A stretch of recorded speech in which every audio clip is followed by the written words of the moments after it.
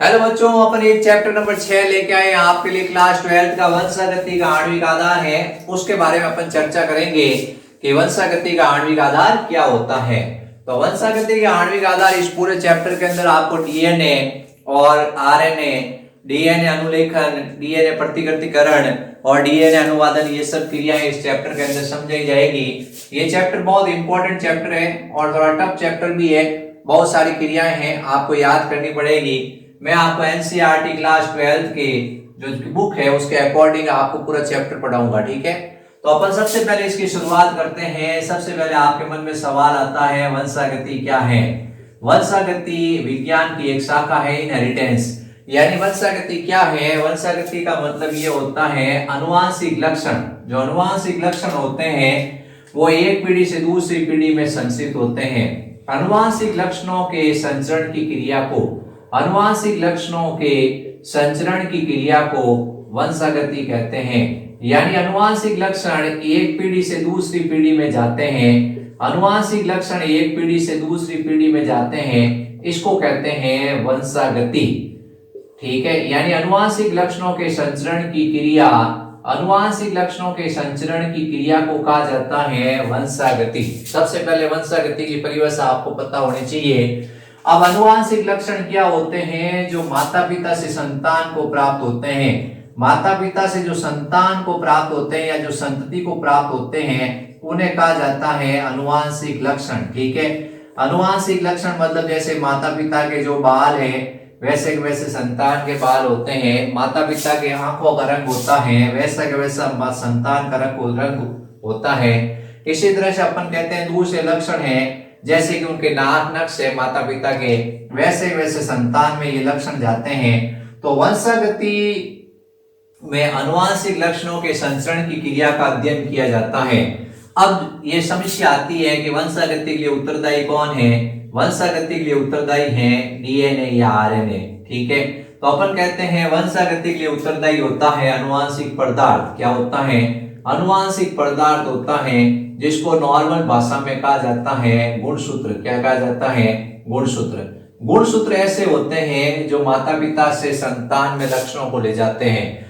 तो ये गुणसूत्र किसके बने होते हैं? ये गुणसूत्र बने होते हैं डीएनए के। किसके बने होते हैं? डीएनए के। अब सवाल आता है कि जीवों में अनुवांशिक पदार्थ क्या है? जीवों में अनुवांशिक पदार्थ क्या है? तो अधिकांश जीवों में अनुवांशिक पदार्थ होता है डीएनए। अधिकांश जीवों में अनुवांशिक पदार्थ होता है डीएनए। सबसे पहले आपके मन में सवाल पूछा कि जीवों में अनुवांशिक पदार्थ क्या है? तो अधिकांश जीवों में अनुवांशिक पदार्थ होता है डीएनए, ठीक है। अधिकांश जीवों में अनुवांशिक पदार्थ क्या होता है? तो आपका उत्तर होगा डीएनए, ठीक है। लेकिन कुछ ऐसे विषाणु होते हैं, कुछ ऐसे विषाणु होते हैं जैसे टोबैको मोज़ेक वायरस है, ये तंबाकू विषाणु वायरस है, इसके अंदर अनुवांशिक पदार्थ, इसके अंदर अनुवांशिक पदार्थ बच्चों, मेरे प्यारे बच्चों, इसमें अनुवांशिक पदार्थ होता है आरएनए। क्या होता है? आरएनए। ये चीज ध्यान रखनी है। अब सवाल आता है परीक्षा के अंदर, सवाल आता है परीक्षा के अंदर कि विषाणु में अनुवांशिक पदार्थ होता है, विषाणु में अनुवांशिक पदार्थ होता है, ठीक है। आप ध्यान से ऑप्शन सुनना। विषाणु में अनुवांशिक पदार्थ होता है, ये परीक्षा में कई बार सवाल आ चुका है, आपके भी 12th बोर्ड में आ सकता है। विषाणु में अनुवांशिक पदार्थ होता है, पहला ऑप्शन होता है आरएनए, दूसरा ऑप्शन है डीएनए, तीसरा ऑप्शन है आरएनए और डीएनए, आरएनए और डीएनए, और चौथा ऑप्शन होता है डीएनए या आरएनए, डीएनए या आरएनए। तो आपसे जैसे ही पूछा तो आप इसमें से चारों में से क्या उत्तर भरोगे? आपके मन में सवाल आ रहा है, तो मैं आपको इसका आंसर बता रहा हूं डीएनए या आरएनए, ये पढ़ना आपको। क्योंकि कुछ विषाणुओं के अंदर अनुवांशिक पदार्थ आरएनए होता है, लेकिन कुछ विषाणुओं में अनुवांशिक पदार्थ डीएनए भी पाया जाता है। कुछ ऐसे विषाणु होते हैं उनके अंदर अनुवांशिक पदार्थ डीएनए भी होता है, ये आपको ध्यान रखना है, डीएनए या आरएनए, ठीक है। तो अपने सवाल है विषाणु में अनुवांशिक पदार्थ क्या है? तो आपको ये सवाल एग्जाम में, आपके जो नीट का एग्जाम होगा उसमें ये सवाल आता है। आपके 12th बोर्ड का है, उसमें ये सवाल आता है कि विषाणु में अनुवांशिक पदार्थ क्या होता है। ऑप्शन होता है आरएनए, डीएनए। आरएनए और डीएनए दोनों कभी नहीं हो सकते, या तो आरएनए होगा या डीएनए होगा, या आपको ढूंढना है, क्या करना है, ये मैंने आपको बना बनाया सवाल दे दिया है जो परीक्षा में आता है। सबसे पहले तो आपको ध्यान रखना, अधिकांश जीवों में अनुवांशिक पदार्थ डीएनए होता है। जितने भी पादप है, जितने भी जंतु है, उसमें अनुवांशिक पदार्थ डीएनए है। लेकिन कुछ विषाणु ऐसे होते हैं जिसमें अनुवांशिक पदार्थ क्या होता है, आरएनए होता है। ये आपको ध्यान रखना है। एक विषाणु का नाम मैं आपको बता रहा हूं, टोबैको मोज़ेको वायरस, इसके अंदर अनुवांशिक पदार्थ आरएनए होता है। अब अपने सवाल परीक्षा में जो आता है उसका नाम है विषाणु में अनुवांशिक पदार्थ क्या है, विषाणु में अनुवांशिक पदार्थ है डीएनए या आरएनए। ये ध्यान रखना, आपको ये ऑप्शन सेलेक्ट करना है। अब अपने अगला सवाल बनता है कि डीएनए और आरएनए का पूरा नाम बताओ। बच्चों ये सवाल 10वीं 8वीं 6ठी से आप पढ़ते आ रहे हो, आप लोगों को हर परीक्षा के अंदर पूछा जाता है डीएनए और आरएनए का पूरा नाम बताओ। और आप लोगों के अभी बच्चे हो, आप लोग माइंड ज्यादा डेवलप नहीं है, आप पढ़ाई पे ध्यान भी कम देते हो, तो आप सवाल को बहुत लाइट लेते हो। आप सोचते हो ये क्या सवाल पूछा सर ने, लेकिन मैं कह रहा हूं कि 60% बच्चे ऐसे हैं जिनको डीएनए का पूरा नाम नहीं आता है, आरएनए का पूरा नाम नहीं आता है। ठीक है, तो अपने ध्यान रखना है। मैं आपको बता दूं, परीक्षा में सवाल आ जाए डीएनए का पूरा नाम, तो deoxy ribo nucleic acid, deoxy ribo nucleic अम्ल, ये किसका नाम है, डीऑक्सी राइबो न्यूक्लिक अम्ल, ये आपको बताना है, डीएनए का नाम है, किसका है। और आरएनए का पूरा नाम होता है राइबो न्यूक्लिक एसिड। ठीक है, अपन राइबोज भी लिख सकते हैं, राइबोज शर्करा होती है इसके अंदर, तो राइबो न्यूक्लिक अम्ल है। ये आपको इनके पूरे नाम याद करने हैं। परीक्षा में सवाल आता है आरएनए, तो आर का मतलब है राइबोज न्यूक्लिक अम्ल, राइबो न्यूक्लिक अम्ल, और डी का मतलब है डीऑक्सी राइबो न्यूक्लिक अम्ल। ये डीएनए और आरएनए के पूरे नाम आपने याद कर लिए, तो आपके 2 सवाल और क्लियर हो गए। परीक्षा में कभी भी आपसे पूछा कि डीएनए और आरएनए का पूरा नाम बताओ, तो डीएनए और आरएनए का पूरा नाम डीऑक्सी राइबो न्यूक्लिक अम्ल, राइबो न्यूक्लिक अम्ल, ये ध्यान रखना है। अब अपन कहते हैं कि ये डीएनए और आरएनए एक्चुअल में क्या है, एक ऐसे अणु हैं जो कि पॉलीन्यूक्लियोटाइड है। ऐसे अणु हैं जो कि पॉलीन्यूक्लियोटाइड हैं, यानी बहुलक है। कैसे हैं, बहुलक है, जो बहुत सारी छोटी छोटी एकलक इकाइयों के मिलने से बने होते हैं। बहुत सारी एकलक इकाइयां होती हैं, वो मिलके क्या बनाती हैं, पॉलीन्यूक्लियोटाइड बनाती हैं। तो एकलक इकाइयों के मिलने से क्या बनता है, बहुलक बनता है। ये चीज अपने को ध्यान रखनी है। तो डीएनए एक ऐसा अणु है जो बहुलक है। कैसा है, बहुलक है, ये ध्यान रखना है। ये बहुत सारी एकलक इकाइयों के मिलने से बना होता है। अब अपन कहते हैं एकलक इकाइयां हैं, उसका नाम क्या है, न्यूक्लियोटाइड है। क्या है, न्यूक्लियोटाइड। न्यूक्लियोटाइड के मिलने से क्या बनता है, ये पॉलीन्यूक्लियोटाइड बनता है। पॉलीन्यूक्लियोटाइड क्या है, बहुलक है। तो पॉलीन्यूक्लियोटाइड में बहुत सारे क्या होते हैं, न्यूक्लियोटाइड होते हैं। नाम से पता चल जाएगा, पॉली मींस क्या है, बहुत सारे न्यूक्लियोटाइड्स है। बहुत सारे न्यूक्लियोटाइड्स के मिलने से क्या बनता है, डीएनए बना होता है। तो डीएनए अणु है वो क्या है, पॉलीन्यूक्लियोटाइड है। आरएनए अणु है वो क्या है, पॉलीन्यूक्लियोटाइड है। ठीक है, ये चीज ध्यान रखनी है। बहुत सारे न्यूक्लियोटाइड्स आपस में मिलते हैं और क्या बनाते हैं, ये डीएनए और आरएनए बनाते हैं। ये अपने क्लियर हो गया। अब सवाल आता है कि ये जो न्यूक्लियोटाइड है उनका नंबर क्या होता है, अलग अलग जीवों में अलग अलग होता है। वो आपको ध्यान रखने की जरूरत नहीं है। जैसे आपको एक 174 में आपको बता दें, 5 × 174 है, उसके अंदर 4500 और कुछ ऐसे क्षार युग्म यानी न्यूक्लियोटाइड्स उसमें मौजूद होते हैं। फिर अपन क्या करते हैं, और भी जीव लेते हैं, तो उसमें जैसे बैक्टीरिया लेते हैं या अपन इस्चीरिया कोलाई बैक्टीरिया लेते हैं, तो उसमें अलग न्यूक्लियोटाइड्स की संख्या होती है। तो न्यूक्लियोटाइड्स का नंबर क्या होता है, भिन्न भिन्न होता है। न्यूक्लियोटाइड्स के अंदर 3 प्रकार के क्या होते हैं, पदार्थ होते हैं। ये चीज ध्यान रखनी है। सबसे पहला होता है न्यूक्लियोटाइड्स के अंदर जिसका नाम है फास्फोरिक अम्ल। फास्फोरिक अम्ल है न्यूक्लियोटाइड के अंदर। फिर दूसरा होता है शर्करा। दूसरी चीज इसमें क्या होती है, शर्करा होती है, शर्करा पेंटोज शर्करा। और तीसरी चीज इसमें होती है, आपको बताना, नाइट्रोजन क्षारक। तो तीन चीजों के मिलने से क्या बनता है, न्यूक्लियोटाइड बनता है। तो न्यूक्लियोटाइड के अंदर तीन चीजें पाई जाती हैं, फास्फोरिक अम्ल, पेंटोज शर्करा और नाइट्रोजन क्षारक। ये चीजें तीनों मिलती हैं और न्यूक्लियोटाइड बनाती हैं। लेकिन जो न्यूक्लियोसाइड है, न्यूक्लियोसाइड में आपको बताना ये दो चीजें होती हैं। न्यूक्लियोसाइड में क्या होगा, न्यूक्लियोसाइड के अंदर आपको बताना दो चीजें होती हैं, पेंटोज शर्करा और नाइट्रोजन क्षारक। ये आपको बच्चों ध्यान रखना थोड़ा, परीक्षा में सवाल आता है न्यूक्लियोटाइड अणु में उपस्थित है, न्यूक्लियोटाइड अणु बना होता है, न्यूक्लियोटाइड अणु बना होता है। तो उसमें पहला ऑप्शन हो गया जैसे पेंटोज शर्करा, पेंटोज शुगर और नाइट्रोजन बेस। दूसरा ऑप्शन हो गया pentose sugar plus nitrogen base plus आपके फास्फोरिक एसिड, फास्फोरिक एसिड। तीसरा ऑप्शन आपके हो गया नाइट्रोजन बेस और पेंटोज शर्करा। पेंटोज शर्करा यहां आ गया है तो अपन यहां ले लेते हैं नाइट्रोजन बेस और शुगर, शुगर भी आ गया, फास्फोरिक एसिड, क्या ले लेते हैं, फास्फोरिक एसिड। और उपरोक्त सभी चौथे के अंदर होगा उपरोक्त में से कोई नहीं।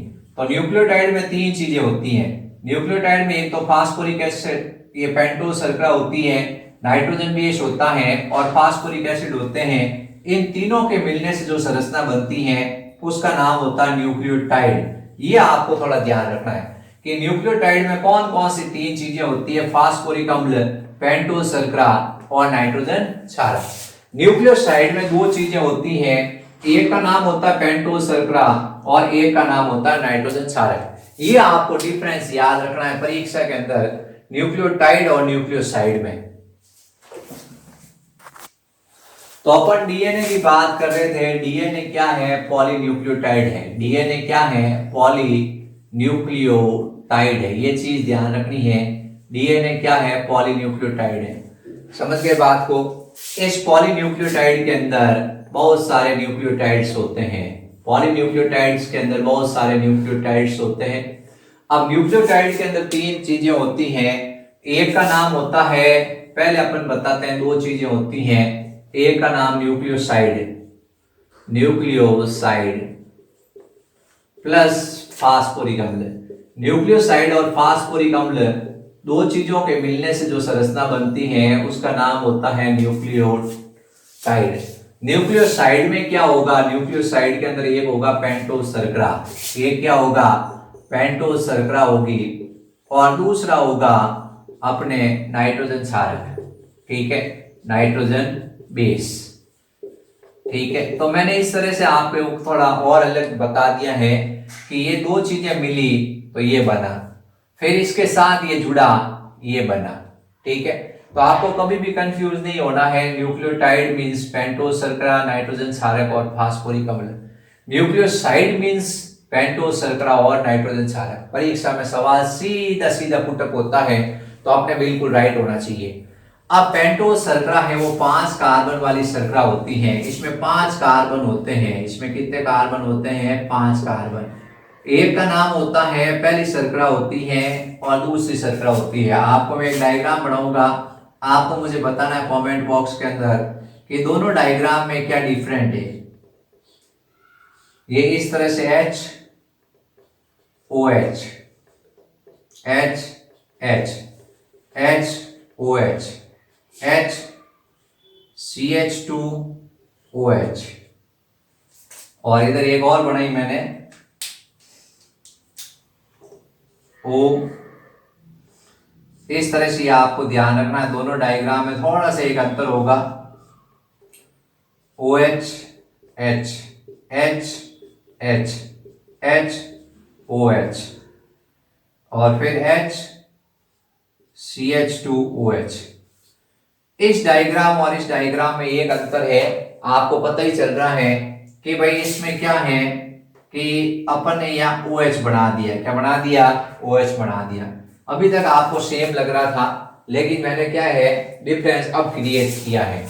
तो आपको कमेंट बॉक्स में बताना है कि डिफरेंट क्या हुआ है यहाँ पर ऑक्सीजन है और यहाँ पर ऑक्सीजन नहीं है। ये पहला कार्बन है, ये दूसरा कार्बन है, ये तीसरा कार्बन है, ये चौथा कार्बन है और ये पांचवा कार्बन है।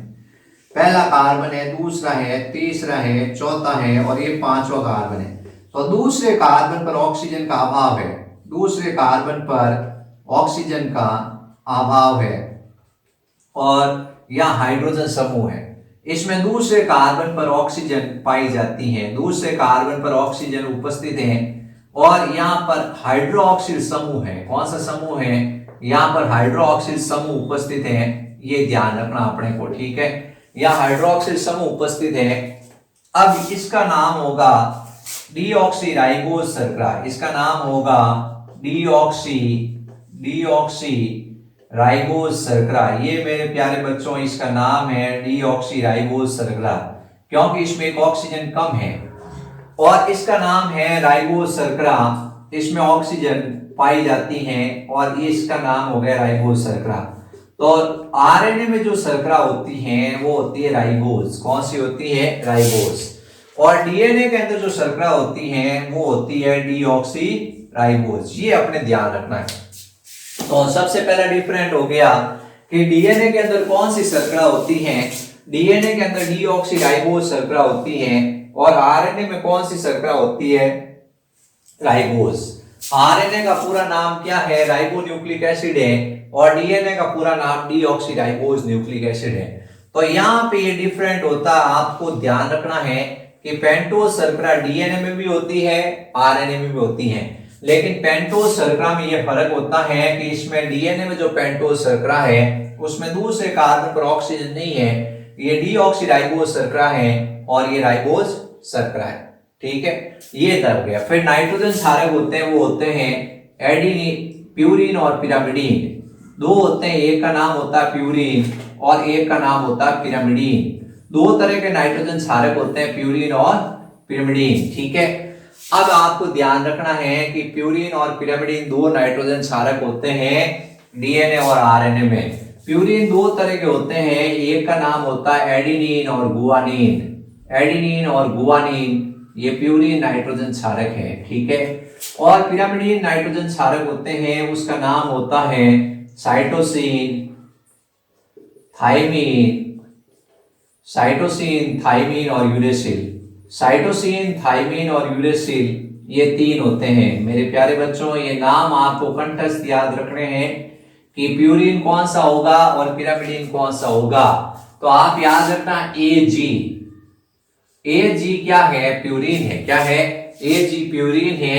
एजी आप याद रखना प्यूरिन है, क्या है। और सीटी बजाई तो उर्मिला नाचने लगी, सीटी बजाई तो उर्मिला नाचने लगी, तो आपने कहा CTU, ये क्या है? ये आपने कहा पिरिमिडीन है, क्या है। आप इसको इसमें याद मत रखना, इसको इसमें याद मत रखना, ठीक है। इसको याद रख लेना अपना घर। ए मतलब एडेनिन, जी मतलब गुआनिन। तो आप कंफ्यूज नहीं होगे कि एडेनिन कौन सा है, एडेनिन है, सॉरी प्यूरिन कौन से है, एडेनिन और गुआनिन है।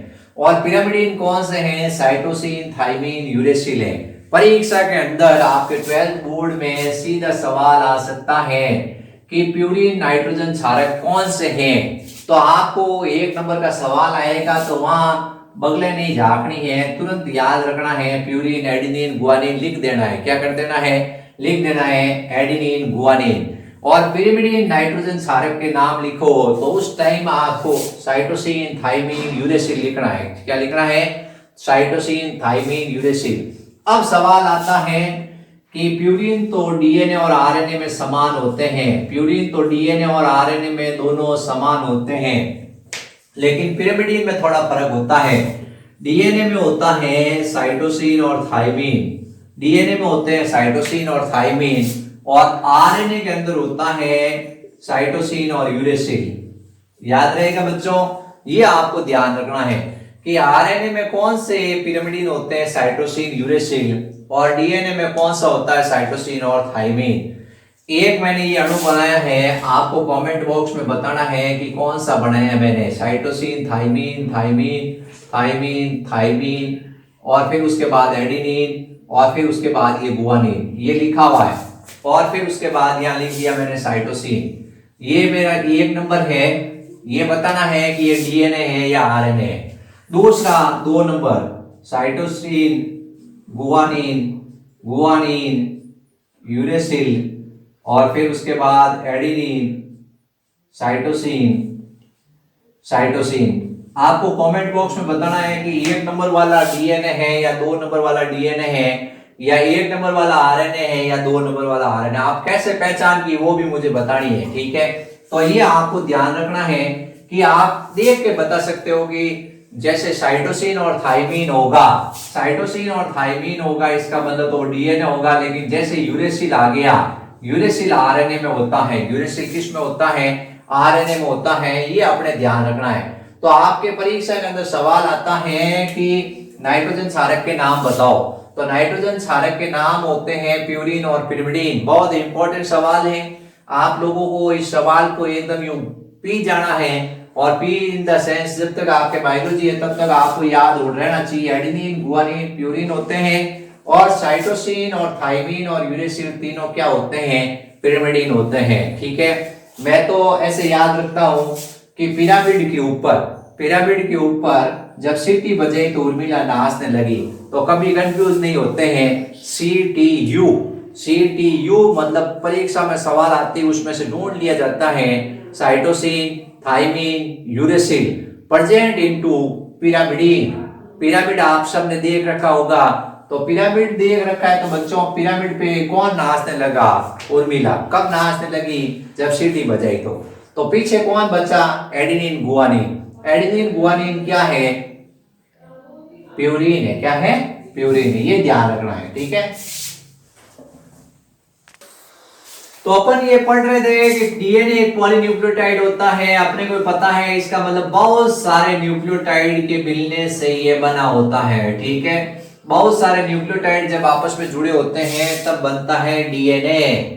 बहुत सारे इन द सेंस अपन कहते हैं खरबों की संख्या के अंदर। अब न्यूक्लियोटाइड की बात चल रही थी, न्यूक्लियोटाइड के अंदर 3 चीजें मैंने बताई थी। सबसे पहले बताया था पेंटोज शर्करा, सबसे पहली चीज आपको बताई थी उसका नाम था पेंटोज शर्करा। फिर मैंने बताया था आपको नाइट्रोजन क्षारक, फिर मैंने आपको एक्सप्लेन किया था नाइट्रोजन क्षारक, फिर मैंने आपको एक्सप्लेन किया था फास्फोरिक अम्ल। इन 3 चीजों के मिलने से न्यूक्लियोटाइड बनता है मेरे प्यारे बच्चों, ठीक है। याद रखना आप लोग, ठीक है। फास्फोरिक अम्ल in the sense H3PO4। Nitrogen क्षारक अपन ने 2 पढ़े थे, प्यूरिन और पिरिमिडीन। अब पेंटोज शर्करा है वो है 2 तरह की, एक का नाम है डीऑक्सीराइबोज और एक का नाम है राइबोज, ठीक है। डीएनए में होती है डीऑक्सीराइबोज शर्करा। डीएनए में कौन सी शर्करा होती है, डीऑक्सीराइबोज शर्करा होती है, ठीक है। और आरएनए में कौन सी होती है, राइबोज शर्करा होती है, ठीक है। ये अपने को ध्यान रखना है। अब नाइट्रोजन क्षारक अपन ने पढ़े थे प्यूरिन और पिरिमिडीन। क्या पढ़े थे, प्यूरिन और पिरिमिडीन, प्यूरिन और पिरिमिडीन। प्यूरिन है वो Ag है और ये CTU है, साइटोसिन, थाइमीन, यूरेसिल। और फास्फोरिक अम्ल आप जानते हैं H3PO4 होता है। अब अपन शुरुआत करते हैं कि ये क्या है, ये एक न्यूक्लियोटाइड बना रहे हैं अपन। क्या बना रहे हैं, न्यूक्लियोटाइड बना रहे हैं। ये न्यूक्लियोटाइड है मेरे प्यारे बच्चों, H। इसका ये पहला कार्बन है, पहले कार्बन से क्या होता है, नाइट्रोजन क्षारक जुड़ा होता है। पहले कार्बन से ये नाइट्रोजन क्षारक जुड़ा होता है, ठीक है।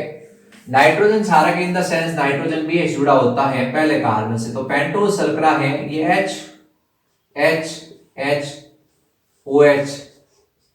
H और CH2OH। ये अपन ने क्या बनाया है, न्यूक्लियोसाइड बनाया है। क्योंकि न्यूक्लियोसाइड के अंदर 2 चीजें होती हैं, नाइट्रोजन क्षारक और पेंटोज शर्करा। ये चीज ध्यान रखनी है। मैंने एक न्यूक्लियोसाइड बनाया है। क्या बनाया है, न्यूक्लियोसाइड, ठीक है। न्यूक्लियोसाइड बनाया है, न्यूक्लियोसाइड है। अगर इसके अंदर अपन नाइट्रोजन बेस ले लें, एडेनिन, क्या ले लें, एडेनिन ले लें।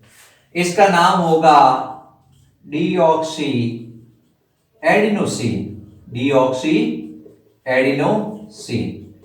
डीऑक्सी एडेनोसिन के अंदर क्या होगा, एडेनिन, और ये डीऑक्सी राइबोज शर्करा, ये दोनों मिलते ही ये बनेगा डीऑक्सी एडेनोसिन। अगर यहां गुआनिन लेंगे तो इसका नाम हो जाएगा डीऑक्सी गुआनोसिन। क्या हो जाएगा, गुआनोसिन। या अगर थाइमीन लेंगे तो डीऑक्सी थाइमिडीन, क्या होगा, थाइमिडीन। और अगर यहां पर अपन क्या है, यहां पर अपन एडेनिन ले लिया, गुआनिन ले लिया, साइटोसिन ले लिया, तो डीऑक्सी साइटिडीन। ये चार नाम याद रखने हैं, परीक्षा में सवाल आता है डीऑक्सी साइटिडीन में क्या होता है, ये शर्करा और ये नाइट्रोजन बेस। कौन सा नाइट्रोजन बेस होगा उसके अकॉर्डिंग नाम होगा। डीऑक्सी साइटिडीन का मतलब है साइटोसिन और डीऑक्सी राइबोज शर्करा। डीऑक्सी एडेनोसिन का मतलब है ये, और डीऑक्सी गुआनोसिन का मतलब है यहां पे गुआनिन होगा, और थाइमिडीन का मतलब यहां थाइमिडीन होगा। समझ गए बात को। अब इसके बाद अपन क्या करते हैं,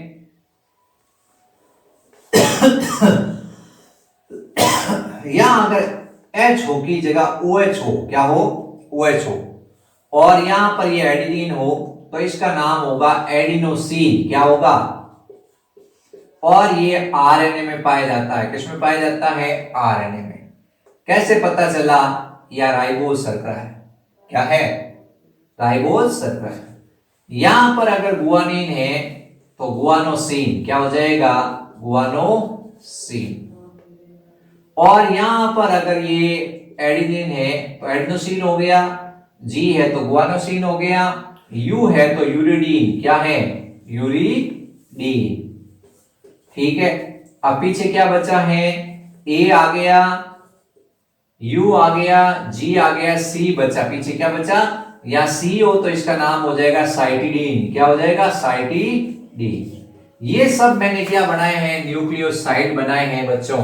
तो आपको परीक्षा में सवाल आ गया, साइटिडीन, एडिनोसिन, गुआनोसिन, यूरिडीन क्या है, न्यूक्लियोसाइड है। किस में पाए जाते हैं, आरएनए में। किस में पाए जाते हैं। अब ये क्या है, ये आपके पास में है शर्करा, और ये आपके पास में क्या है, नाइट्रोजन क्षारक। सवाल आता है कौन से कार्बन से जुड़ा होता है, पहले कार्बन से। इनके बीच में जो बंध है उस बंध का नाम बताओ मेरे प्यारे बच्चों। उस बंध का नाम है ग्लाइकोसिडिक बंध। ग्लाइकोसिडिक बंध, ग्लाइकोसिडिक बंध, ये बंध है, उसका नाम याद रखना है। इस बंध का नाम पूछा जाता है कि इस बंध का नाम बताओ, तो ग्लाइकोसिडिक बंध। कौन सा बंध है, ग्लाइकोसिडिक बंध। कौन सा बंध है, ग्लाइकोसिडिक बंध। ये क्या है, ये नाइट्रोजन क्षारक है, और ये क्या, पेंटोज शर्करा है। इसके बीच में जो बंध होता है उसका नाम होता है ग्लाइकोसिडिक बंध। तो अपने एक चीज कॉमन आई है जो परीक्षा में आती है, पिरामिडीन है। उस पिरामिडीन में साइटोसिन होता है, वो डीएनए और आरएनए में दोनों होता है। डीएनए में थाइमीन और आरएनए में यूरेसिल। इसका फर्क है, बाकी साइटोसिन कॉमन है। क्या है, कॉमन है। ठीक है। तो साइटोसिन पिरामिडीन दोनों में होता है, ये अपने ध्यान रखना है। तो ये हो गया कि ये क्या है, ये न्यूक्लियोसाइड है।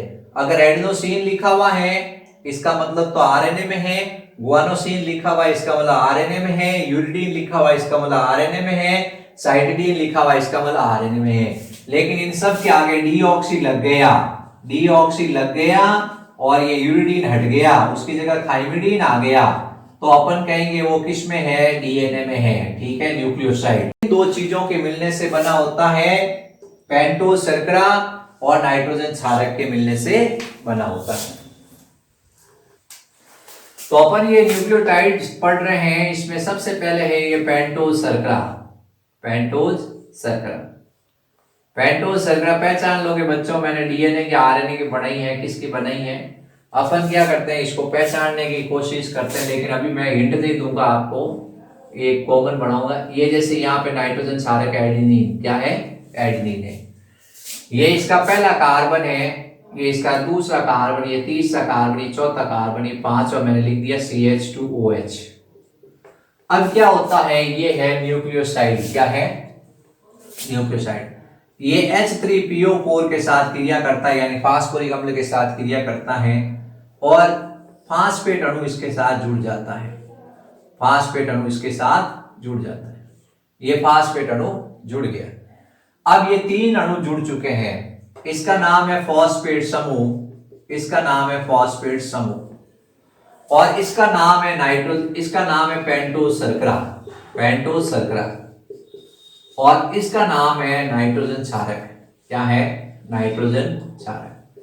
ये तीनों जुड़े और एक संरचना बनाई, उस संरचना का नाम है न्यूक्लियोटाइड। क्या है? तो सवाल का उत्तर हो गया न्यूक्लियोटाइड में फॉस्फेट, पेंटोज शर्करा और नाइट्रोजन क्षारक। अब सबसे पहला सवाल मैं पूछूंगा कि नाइट्रोजन क्षारक पेंटोज शर्करा के कौन से कार्बन से जुड़ा होता है? कौन से कार्बन से जुड़ा होता है? आपका उत्तर होगा कार्बन नंबर 1, कार्बन नंबर 1। अब दूसरा होगा आपका सवाल कि पेंटोज शर्करा और नाइट्रोजन क्षारक के बीच में कौन सा बंध होता है? तो आपका उत्तर होगा ग्लाइकोसिडी। कौन सा होगा? ग्लाइकोसिडी। तो 2 सवाल यहां से बने हैं, ठीक है, ग्लाइकोसिडी। अब उसके बाद ये जो अपन कह रहे हैं कि ये फास्फेट है, ये पेंटोज शर्करा के कौन से कार्बन से जुड़ा होता है? फास्फेट पेंटोज शर्करा के कौन से कार्बन से जुड़ा होता है? फास्फेट पेंटोज शर्करा के कौन से कार्बन से जुड़ा होता है? फास्फेट पेंटोज शर्करा के कौन से कार्बन से जुड़ा होता है? आपका उत्तर होगा 5वें कार्बन से। ठीक है, ठीक है। अब इसके बीच में कौन सा बंध है? इसके बीच में ये बंध है फास्फोएस्टर बंध। कौन सा बंध है? फास्फोएस्टर बंध। ये मैंने छोटे छोटे सवाल इसके अंदर से बना दिया आपके 4। क्या बना दिए? 4 सवाल बना दिए। आपको कैसे ये सवाल पूछा जाएगा घुमाकर कि नाइट्रोजन क्षारक पेंटोज शर्करा के कौन से कार्बन से जुड़ा हुआ है? पहले कार्बन से। अब पेंटोज शर्करा और इस नाइट्रोजन क्षारक के बीच में ये बंध है, इस बंध का नाम क्या है? ग्लाइकोसिडिक बंध है। अब ये फॉस्फेट है, ये पेंटोज शर्करा के कौन से कार्बन से जुड़ा हुआ है? कार्बन नंबर 5 से जुड़ा हुआ है। इसके बीच में कौन सा बंध है? फास्फोएस्टर बंध है। ठीक है, ये अपने छोटे छोटे 4 सवाल बन गए। तो ये अपने ध्यान रखना है, ये छोटे छोटे सवाल होते हैं, इनको अपने को ध्यान रखना है बच्चों, रख लोगे। ये बन गया अपने न्यूक्लियोटाइड। अब जो ये न्यूक्लियोटाइड बना है, इसमें तीसरा कार्बन है। क्या है? तीसरा कार्बन है, उस पे हाइड्रोक्सिल समूह होता है। ये एक और न्यूक्लियोटाइड है, ये इस तरह से यहां गुआनिन बना दिया अपन ने, ये CH2PO4। अब क्या होगा कि एक ये न्यूक्लियोटाइड है और ये दूसरा न्यूक्लियोटाइड है। आपको कितने न्यूक्लियोटाइड दिखाई दे रहे हैं? 2 न्यूक्लियोटाइड दिखाई दे रहे हैं। ये दोनों आपस में क्या होते हैं? जुड़ जाते हैं। ये जुड़ गए। ये तीसरा कार्बन है, वो फॉस्फेट से जुड़ गया। तीसरा कार्बन है और ये 5वां कार्बन है। इसके बीच में ये फॉस्फेट समूह आकर फिट हो गया। इसके बीच में ये फॉस्फेट समूह आकर फिट हो गया और ये जो बंध बना है, इसका नाम है फास्फोडाइएस्टर बंध। क्या नाम है? फास्फोएस्टर नहीं आएगा, डाइएस्टर आएगा, डाइएस्टर बंध। इधर भी फॉस्फेट तीसरे कार्बन से जुड़ रहा है, इधर भी फॉस्फेट 5वें कार्बन से जुड़ता है। सवाल आता है परीक्षा के अंदर कि एक न्यूक्लियोटाइड और दूसरे न्यूक्लियोटाइड के बीच में फॉस्फेट कौन कौन से कार्बन के बीच जुड़ा होता है? तीसरे कार्बन और 5वें कार्बन के बीच में। ठीक है, अब अपन कह रहे हैं कि ये फॉस्फेट जुड़ गया है। एक न्यूक्लियोटाइड ये है, दूसरा न्यूक्लियोटाइड ये है। तो कितने न्यूक्लियोटाइड है? 2 न्यूक्लियोटाइड है। इसको कहते हैं dinucleotide. Dinucleotide. Dinucleotide में कितने न्यूक्लियोटाइड होते हैं? 2 होते हैं। कितने होते हैं? 2। अब अपन एक न्यूक्लियोटाइड और बना रहे हैं बच्चों। ये इस तरह से न्यूक्लियोटाइड अपन ने एक और बनाया है। यहां पे गुआनिन की जगह अपन ने लिख दिया थाइमीन। क्या लिख दिया? थाइमीन। यहां अपन ने फिर ये फॉस्फेट है और यहां अपन CH2 बना देते हैं। CH2 फिर जोड़ते हैं ताकि क्या आपको कंफ्यूजन नहीं हो कि सर नहीं बनाया नहीं। यहां अपन क्या करते हैं, ये इस तरह से ये जोड़ देते हैं तीसरे कार्बन से। अब ये कौन सा कार्बन है? तीसरा। और ये कौन सा कार्बन है? 5वां। इसके बीच में फिर फॉस्फेट फंस गया और ये फास्फोडाइएस्टर बंध से जुड़ गया। तो ये इस तरह से ये एक संरचना बनी है, एक न्यूक्लियोटाइड, दूसरा न्यूक्लियोटाइड और तीसरा न्यूक्लियोटाइड, ये आपस में जुड़ते हैं और 3 न्यूक्लियोटाइड को अपन कहते हैं ट्राई न्यूक्लियोटाइड। क्या कहते हैं? Tri nucleotide. अब ऐसे ऐसे हजारों की संख्या में जब न्यूक्लियोटाइड आपस में जुड़े होते हैं तब नाम होता है पॉलीन्यूक्लियोटाइड। क्या होता है? पॉली मीन्स होता है बहुत सारे न्यूक्लियोटाइड आपस में जुड़ेंगे तो उसको कहते हैं पॉलीन्यूक्लियोटाइड। इस न्यूक्लियोटाइड का ये किनारा मुक्त है, इसको कहते हैं पांचवा किनारा। यहाँ हाइड्रोक्सिल समूह का ये तीसरा किनारा मुक्त है, इसको कहते हैं तीसरा किनारा। क्या कहते हैं? तीसरा किनारा। ये आपको ध्यान रखना है कि आपने एक डीएनए यहां बनाया और एक डीएनए का अणु यहां बनाया, यहां लिखा पांचवा किनारा, यहां लिखा आपने तीसरा किनारा, यहां लिखा तीसरा किनारा, ये पांचवा किनारा। तो आप समझ जाओगे यहां OH है और यहां PO4 है, और यहां आप समझ जाओगे OH है और यहां PO4 है जो मुक्त है। क्या है? मुक्त है। ये ऐसे ध्यान रखना मेरे प्यारे बच्चों। तो अपन ये पढ़ रहे हैं पॉलीन्यूक्लियोटाइड मेरे प्यारे बच्चों। ये पॉलीन्यूक्लियोटाइड अपने चल रहा है। तो पॉलीन्यूक्लियोटाइड में क्या होता है? बहुत सारे न्यूक्लियोटाइड्स होते हैं। क्या होते हैं? बहुत सारे न्यूक्लियोटाइड्स होते हैं। अपन एक संरचना बना रहे हैं, मैं इधर थोड़ा OH यहां लिखा मैंने, ये इस तरह से ये बनाया है। ये नाइट्रोजन क्षारक बनाया एडिनिन। क्या बनाया? एडिनिन। और यहां पर ये फॉस्फेट है, उसको जोड़ दिया। क्या कर दिया? या ये फॉस्फेट को जोड़ दिया, ये बन गया अपने न्यूक्लियोटाइड। ठीक है। अब यहां पे फिर एक क्या है, यहां से एक वापस ऐसा कैसे एक और बनाते हैं अपन, ये या फिर अपन ने गुआनिन जोड़ दिया। क्या कर दिया? गुआनिन। और यहां पे ये फॉस्फेट है, उसको जोड़ दिया। ठीक है। फिर अपन ने एक और बनाया इस तरह से, या थाइमीन है, उसको जोड़ दिया, या ये फॉस्फेट है, उसको जोड़ दिया। फिर अपन ने एक और बनाया, या अपन ने थाइमीन, एडेनिन, गुआनिन, साइटोसिन है, उसको जोड़ दिया। अब आप बता सकते हो कि यहाँ ये डीएनए होगा क्योंकि थाइमीन आ गया, यूरेसिल नहीं आया है। ठीक है। ये इसका तीसरा किनारा है, ये इसका पांचवा किनारा है, 3' 5'। अब क्या होगा कि एक न्यूक्लियोटाइड दूसरे न्यूक्लियोटाइड से कौन से बंध से जुड़ा होगा? फास्फोडाइएस्टर बंध से। एक न्यूक्लियोटाइड दूसरे न्यूक्लियोटाइड से कैसे जुड़ा होगा? फास्फोडाइएस्टर बंध से जुड़ा होगा। तो एक न्यूक्लियोटाइड ये है, एक पॉलीन्यूक्लियोटाइड ये चल रहा है। एडेनिन से कौन जुड़ता है? थाइमीन।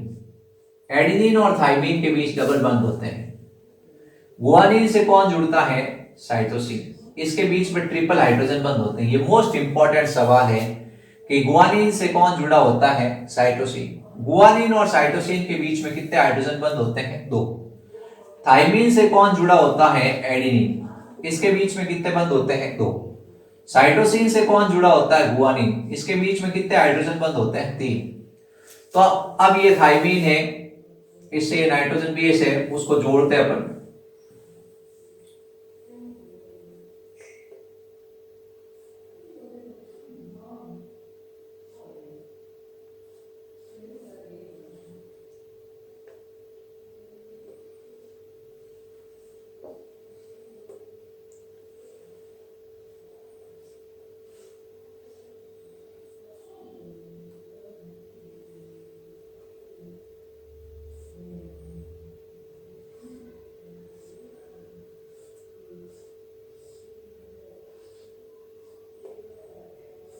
ध्यान से देखना बच्चों, मैंने कैसे बना रहा हूं मैं।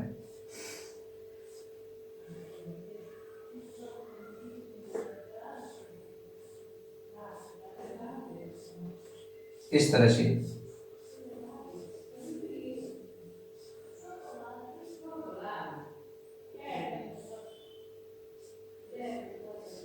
ठीक है। अब अपने को क्या करना है कि ये पता है यहां पे क्या होगा? फॉस्फेट होगा। क्या होगा? फॉस्फेट होगा। यहाँ पे क्या होगा, ये कौन सा कार्बन है, पहला, दूसरा और तीसरा, ये इस तरह से ये जुड़ा होगा। ये कौन सा किनारा मुक्त है, तीसरा। ये एक दूसरे के प्रति ध्रुवणता दर्शाते हैं, एक का पांचवा किनारा, उसके सामने तीसरा किनारा फ्री होता है।